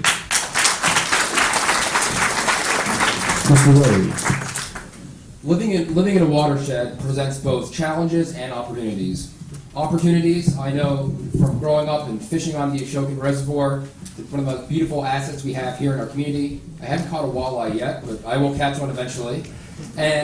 But also there's real challenges. I know from talking to town supervisors in Delaware County and here in Ulster County, there is serious issues with working with New York City, as Brian mentioned. But also we have people, I see Jim Sofranco here from the Olive Town Board. We have people here in our community who are working or doing the best that they can to work with New York City, work with the federal government and the state government to make sure that the balance is struck both between protecting water, the water in our community, but also ensuring that this is a place where economic development can happen. And as a member of Congress, I will be working with the local towns to make sure that happens. But there also are much larger issues here. I was just talking with the mayor of New Paltz. A lot of the towns here in Ulster County depend on water from the aqueduct. There are going to be some enormous repairs that have to be done to the aqueduct, which will put enormous pressures on the local towns to figure out how to get water during a time when they might not be able to access water from the aqueduct. And that is why, when our Congress is so busy fighting about border walls and playing politics with dreamers, the help that we need here in the community is a member of Congress who can work with the local towns to figure out a way to get federal resources to our local communities. New York State gives $48 billion a year more to the federal government than we get back.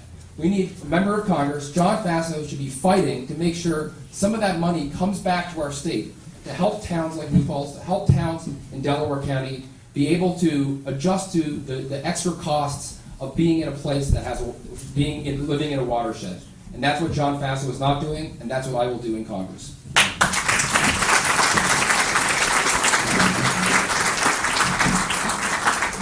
Okay, we're back to Mr. Beals. Let's talk about education. Are school vouchers an effective way to improve student achievement?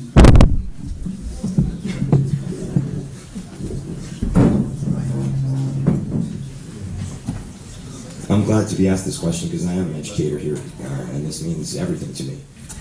And nobody's remarked on my hoarse voice or criticized me for it. You know, schools are petri dishes. And so my wife teaches kindergarten here, and we've both got the same thing. Share your voice! Okay, that's the problem. I've lost it because of school. of school germs. I think the solution for our public school system is to invest in our public schools. 24% of them are decrepit, and that is an outrage and an embarrassment for our country. We also have to be investing in our public universities as well. We know this. The original balance was about a third on our local budget, a third on the students, and a third for communities to pay. And increasingly, that has been a burden that has been shifting towards the students and away from the people that can bear that expense. We need to be graduating students debt-free with degrees that are tuition-free, and we need to not be following paths like charter schools or vouchers that will actually undermine our public school system. We have the answers. We just have to have the confidence to proceed. Mr. Clay. I'm not a fan of Betsy DeVos. Start there. My wife was a school teacher, special ed teacher, elementary school teacher, grade reading teacher for 18 years. I know how hard teachers work. I know how important it is for our public school system to be fully funded, for it not to be dissipated by transferring money from the public school system to some whatever, private school that Betsy DeVos likes with no standards and teaches some kind of religion that she believes in, which I don't understand. And I'm an ordained deacon. I'm telling you, I don't understand it. We have to fully fund our schools. Congress created an act to provide for students with disability back in 1990. They haven't funded that adequately for the last 2 decades. All we have to do is fully fund that, and our school can pay for all the needs that they have. We want to not only have a good K through 12, we want to have early child education opportunities. We want to start in 3rd grade and 4th grade and give those kids a chance at maybe coming from a place where they don't have the same starting place, right? And we give them the chance to start school fully functional and able to learn all that they can be. My wife did an early education program at the George Washington School, a Title I school in Kingston. And I watched the remarkable change in these 3-year-old kids, and I thought, you're never going to be able to do this. By the time they're done, they're paying attention, they're doing their jobs. It's a remarkable start to an education. I believe fully in funding that our public system, that our teachers, our administrators are somebody that we should honor and we should support in every way. Thank you. Mr. Delgado. Yes, no vouchers, plain and simple. This is a very important issue for me. When folks ask me, what are the issues you deeply care about, that you have a lot of passion for, obviously job creation, as I've mentioned, healthcare, universal coverage, but education is that 3rd pillar for me. And I can tell you that it means an awful lot to me because in my household it was preached that education would be a great equalizer. It would be the gateway to my opportunity. And my parents would come home every single day from work. I was a latchkey kid. You can't do that now, but I was a latchkey kid, 10 years old, letting myself in. My parents would come home every day and say, where's your homework? And the red pen would come out. And they were doing something back then because they understood that with a good education, you could make your way in this world. Well, for too long, we've stopped prioritizing education. We had 3 presidential debates, not a single question about education. What does that say? It says we've forgotten about our future. Now, I have a plan from the bottom up, and it does start with universal pre-K. It's got to be that all the way through. And I tell you something, as the father of twin little boys, 4 years old, who come home excited every day to do their homework, which blows my mind. We actually asked them to go ice skating. They said, no, we want to do our math problems and running problems. It's exciting to think about how impressionable these young people are at that point. And you want them to hold on to that. Because that's when they can take it with them for the rest of their lives. And we've seen so many kids start off like that, innocent, hungry for information, hungry for knowledge. And along the way, something goes wrong. Somebody gets in their ear, and they stop prioritizing it. It's up to us to do that work, to prioritize it for them, to encourage and motivate. And we also keep operating under this assumption that everybody can go to a 4-year college. Let's get back to investing in trade schools, apprenticeship programs, vocational schools. Let's focus Let's focus on science, technology, engineering, math. Ulster County Community College has a great program that is funded by both the state and federal program called the Pathways Program. I encourage you all to see it and read up on it. Lastly, loan forgiveness. With all the job scarcity across this country, why are we saddling our young people with all this debt? Encourage them to national service. Maybe it's the Peace Corps, maybe it's Teach for America. And encourage them to go into industries that we know we need jobs in with the incentive that we will forgive their loans. Thank you, sir. Mr. Flynn. I'd like to clarify one thing. There are still children who are latchkey kids, because my daughter is. But in Greene County, you actually don't need a key to get into your house. We don't actually have locks. But I want to say that this is one of the most vital issues, and I'll tell you why. When Amy and I saw the attack on private education, she and I helped start a specialized public high school, but we did it in collaboration with the teachers union, not against them. Because that's how you win. There are 13,000 people in the teachers union and in the principals union and in the admin union here in our district that if we continue to undermine education by this talk of vouchers and charters, we're not only going to destroy the education for our children, but we're also going to cost jobs and union jobs in our communities right here.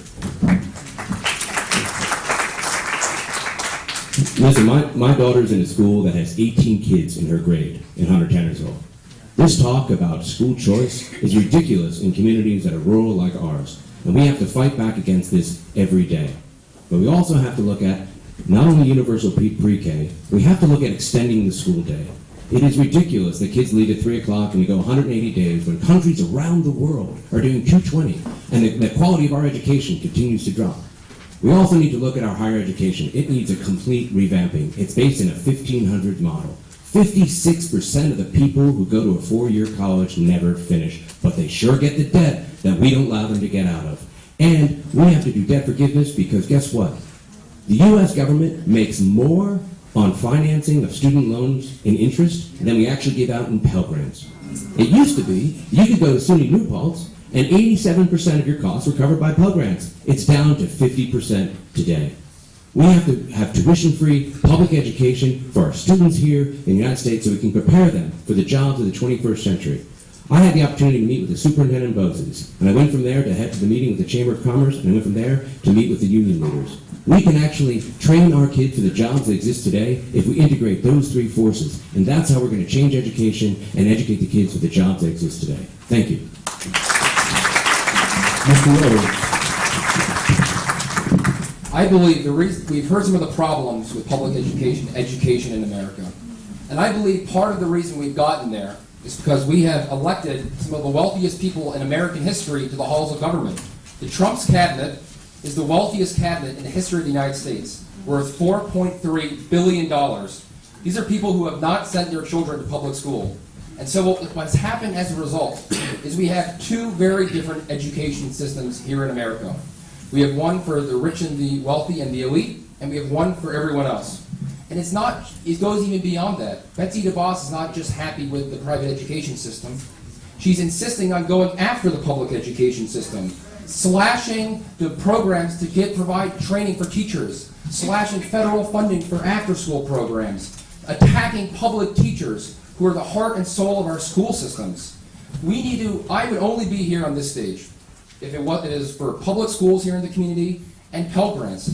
When I graduated from Kingston High School, I didn't think college was even going to be there for me. I went out and got a job drilling water wells in this community. I applied on my local public library to City University of New York, and thanks to Pell Grant, became the first in my immediate family to earn a 4-year degree. And that system in America is being threatened because of the current administration.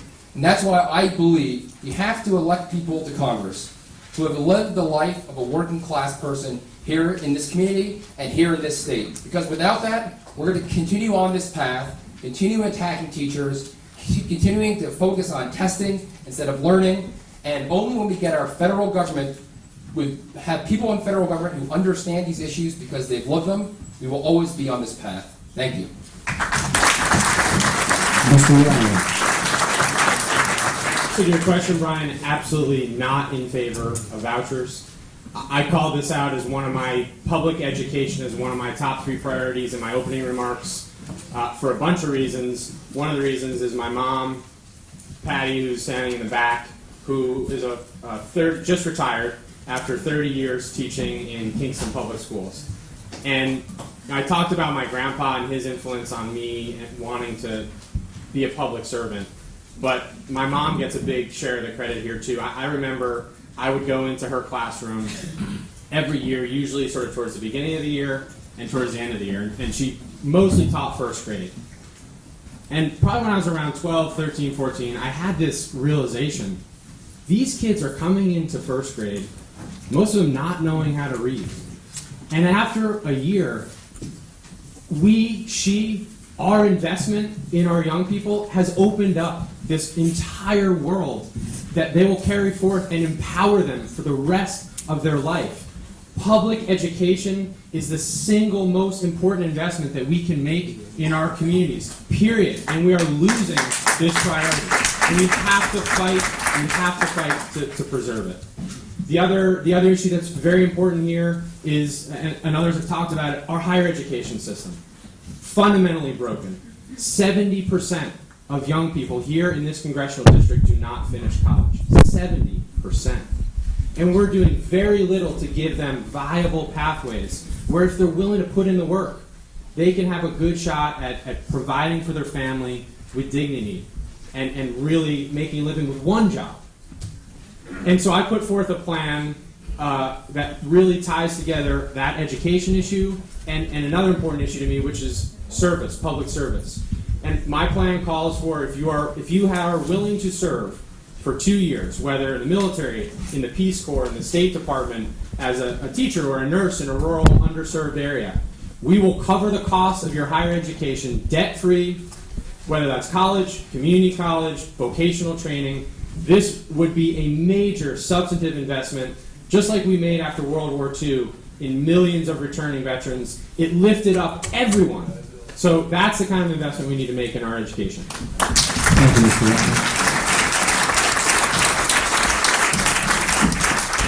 All right, so now here's your chance to solve the world's problems in 2.5 minutes. We'll start with Mr. Clegg. Should Jerusalem have been named the Israeli capital? How do we get out of Afghanistan? And what do we do about North Korea?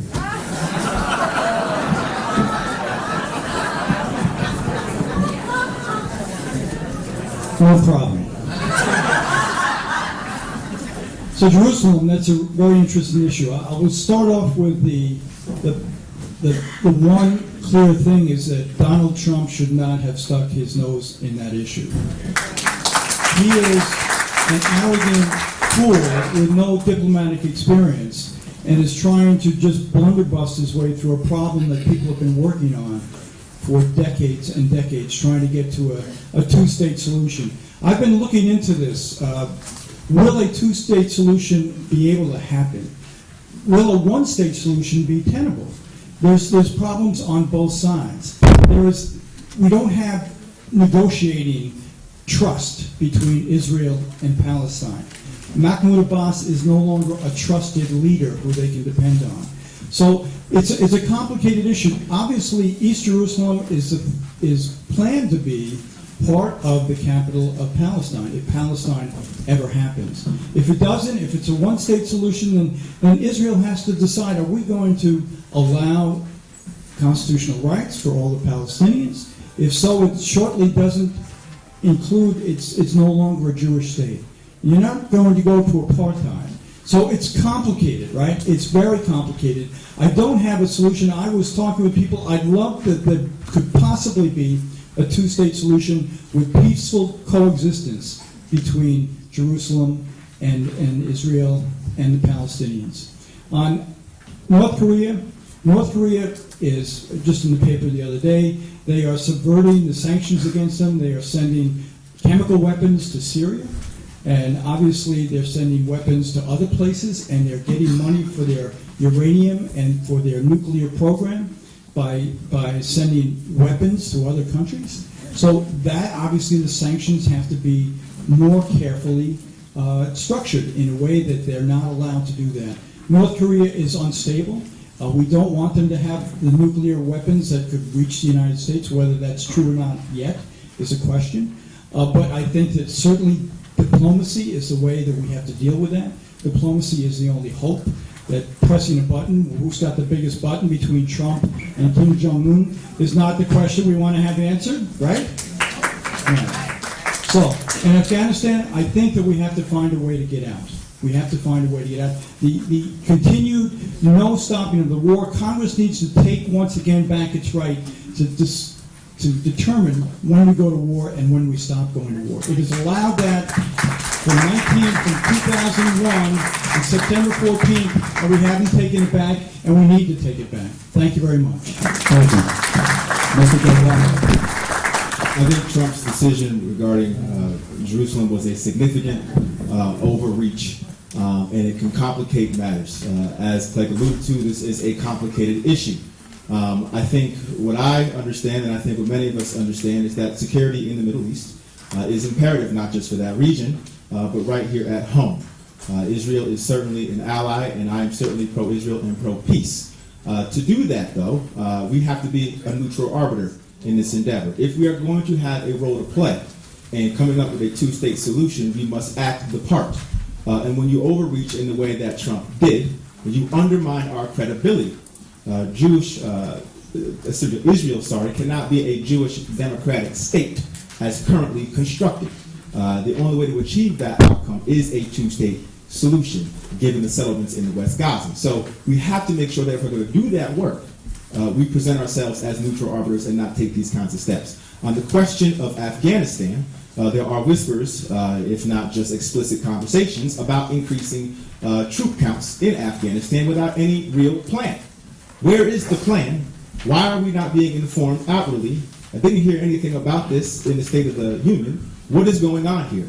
I think what troubles me the most is that we have a commander-in-chief who seems to just act on a whim, without any real thought, despite the fact that our men and women have their lives on the line.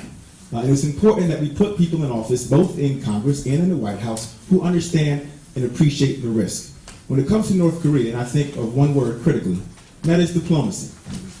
This, to me, is our gravest threat. When you talk about the loss of life, which to me is the determining factor of how grave the risk might be, we're talking about a country that now has the capacity to reach our shores with an intercontinental ballistic missile with a nuclear head. That is a problem. We also have a country that is on the border of South Korea that has missiles pointing at it, and in the event that we do a preemptive strike, they can act in a matter of minutes and kill millions of folks in South Korea, including hundreds of thousands of our American soldiers.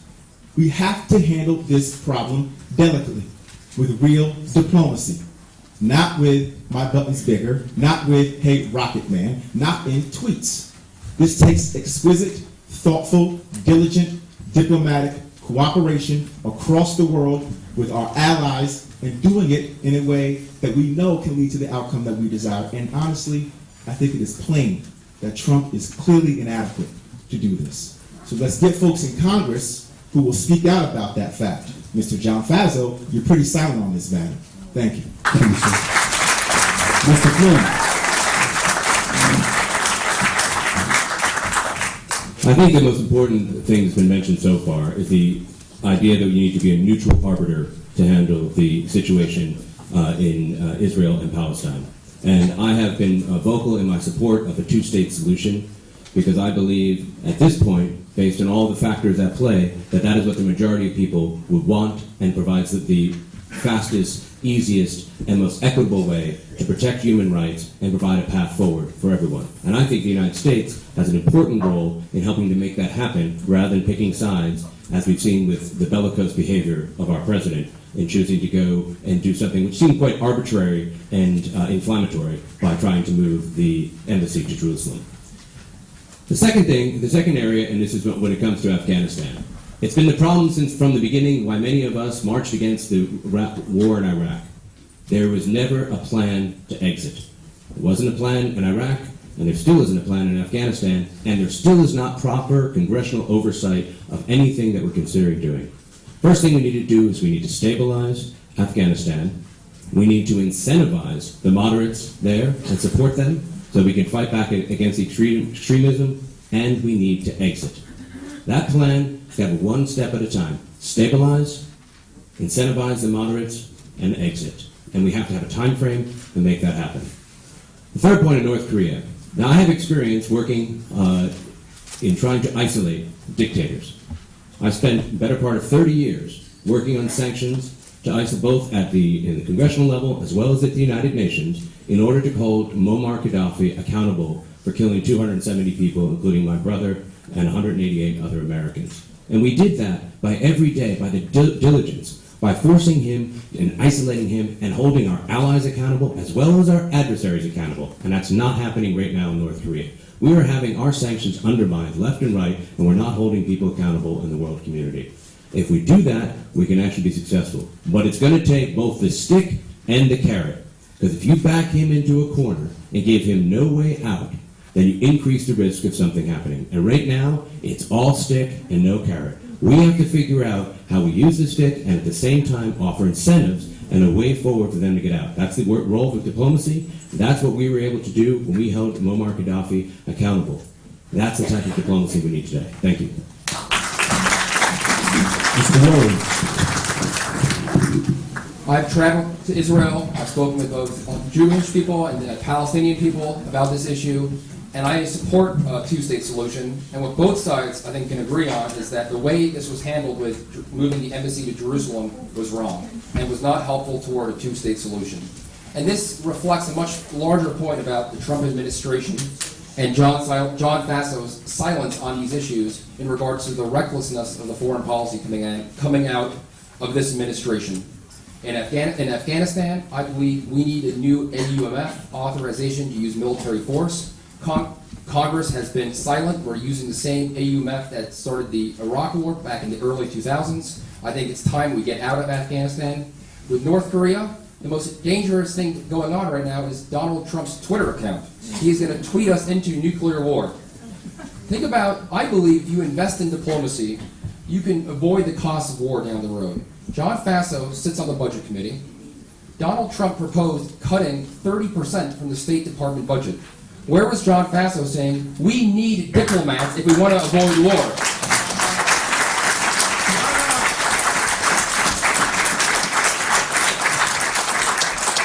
But what troubles me the most is that America today spends more on our military than the next 12 countries combined. The Iraq War, which Maurice Hinchey stood up against the Iraq War will cost $6 trillion over a 40-year period. Don't tell me that we can't afford single-payer health care when we're spending $6 trillion on a war we never should have got into. Don't tell me that we can't fully fund our schools, pay our teachers a living wage, when we're spending that kind of money on the military-industrial complex. I will fight and stand up to this and make sure that we're using that money here at home to support our working families. Thank you. Mr. Ryan. So I've been on the receiving end of an order to go to a war in Iraq that I thought was fundamentally wrong. And we're at a point in our country right now with our commander-in-chief where we need more elected leaders, particularly more Democrats, who can stand up from a position of experience and authority on issues of national security and foreign policy. And that is, for me personally, a big part of the reason why I got in this race. Having seen our failed efforts in Iraq over the course of 27 months and 2 deployments where I made a promise to serve, I did it, and I did my best to bring home every one of the soldiers I was responsible for, but that war was not a right war, and we have to carry those lessons forward. On the specific questions you asked, Jerusalem, absolutely the wrong decision. Not helpful to getting to peace through a two-state solution, and in the short term, also significantly upped the risk for increased violence in an already very, very volatile region. We haven't seen it yet, but that risk is still very elevated, and that will cost thousands or more lives on the ground there. On Afghanistan, when I saw President Trump stand up and give his speech on this 6 months ago, I almost went through the roof. This guy's extending, again, with no plan, no timeline, no discussion of the resources and the dollars we're committing, extending the longest war in our country's history. Going back to the presidential election in November 2016, 3 presidential debates. Guess how many times the war in Afghanistan was talked about? 0. That is wrong. We have to call attention to these issues. In Afghanistan, the way forward is easy.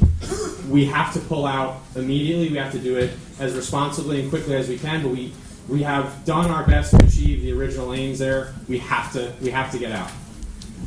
And just a quick correction on Garrett's point. The authorization for the use of military force was actually post-September 11th for Afghanistan. That authorization for the use of military force, passed in 2001, is still being used and has been used to justify wars from Iraq to Afghanistan to Yemen, and now thousands of soldiers in Syria. 2,000 soldiers just approved under this authorization.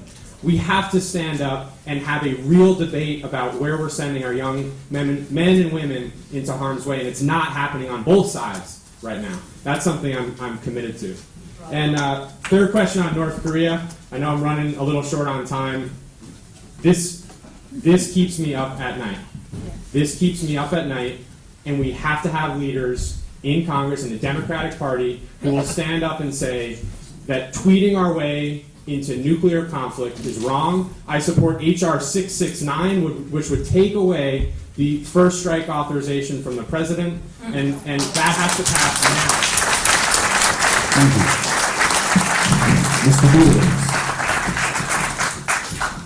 We need a foreign policy that advances our values and that makes us safer and protects our country. Instead, right now, we have a foreign policy that endangers our lives, destabilizes our world, and abdicates the role that we need to be playing as a leader in this world. This is something that was the story of my own life. I was an intelligence officer in the CIA on the day that 9/11 happened, and I saw the building evacuated and the beginning of a delirium descend upon our foreign policy that has never ended. I served in Jerusalem at an office that we already have there, and there's no need to move an embassy there because I had an office there. And I saw my own friend Chris Stevens become the ambassador who we lost in Benghazi. I've seen, as a teacher, young students in my class who have never known a life without war. They've never known a world where we weren't engaged in an endless conflict overseas, endlessly authorized. And it is so sad to me now that it's hard to express to them just what it means to be in a different America. And it troubles me even now on this podium to hear talk about incentivizing moderates or stabilizing Afghanistan when these are the tired formulas that I lived through as a diplomat overseas, and none of them produced results for our country. The only thing that produces results for our country is understanding where our values lie and where our fundamental interests lie, and remembering all the time that we cannot solve all the problems in the world, but we can be true to our own values. Never countenancing torture, which is a disgrace to the United States and something that may very well be followed right now. Never ignoring international agreements as we have with the Paris Climate Accord, pulling ourselves out of it. Never undermining agreements that we have set up to help disarm a country like Iran, and then nonsensically calling it a bad deal when we manage to actually get a country denuclearized. What I want to stand up for in our country is an advocacy of diplomacy over militarism in our foreign affairs. I want to do it by cutting down on a national security budget that is bloated, by bringing up a Congress that has never played the role that it needs to play under the War Powers Act in the advancement of our foreign policy. And when I advocate these things for all of us right now, I'm doing it on the biggest level and on the smallest one.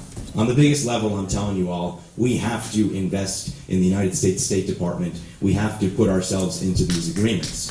Now, on the smallest level, I'm telling you, wouldn't it be unique if you took a former U.S. diplomat like myself and actually put him in Congress to advance these causes personally, which I'd like to do for him.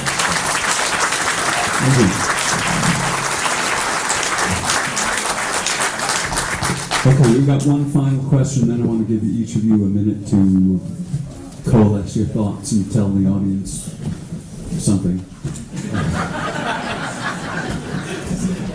But let's give one last go round to income inequality and how do we combat that. And we'll start with Mr. Delgado.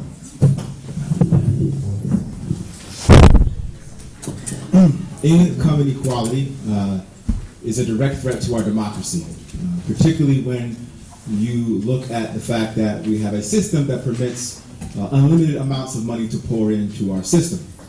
When you have only 7% of the wealth shared by 80% of the people, and you can dump as much money as you can into the system, access is hard to come by for the vast majority of people, and it explains why we have a tax scam to deal with. A tax scam that ultimately said we're going to write a blank check to corporations on the false promise that they're somehow going to let that benefit trickle down to everybody else. Anything that is based on the assumption of trickling down is not something I want to buy into anymore. Okay? We're done with the trickle down. What it has to be is bubbling up. And we can do that by investing from the ground up. You look at the numbers. Half the folks on food stamps right now are fully employed. Wages have remained stagnant the entire time over this economic boom, I should say, for the last 40 years. We've grown twice in size, but wages have remained stagnant. Half of us would be in debt if we are hit with a $500 emergency bill. Most of us right now are in debt at levels that have not been seen since 1962.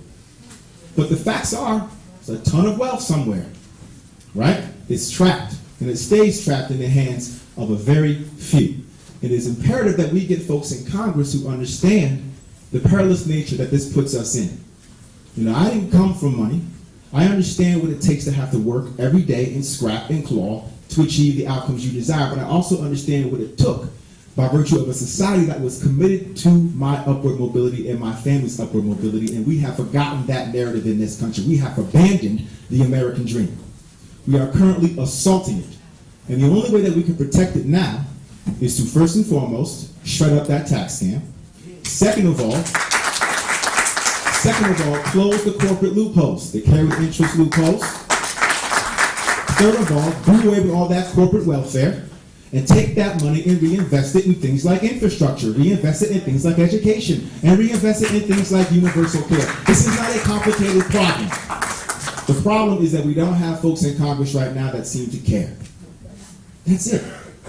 You have to put people in Congress who understand what it's like to struggle, who understand the importance of opportunity.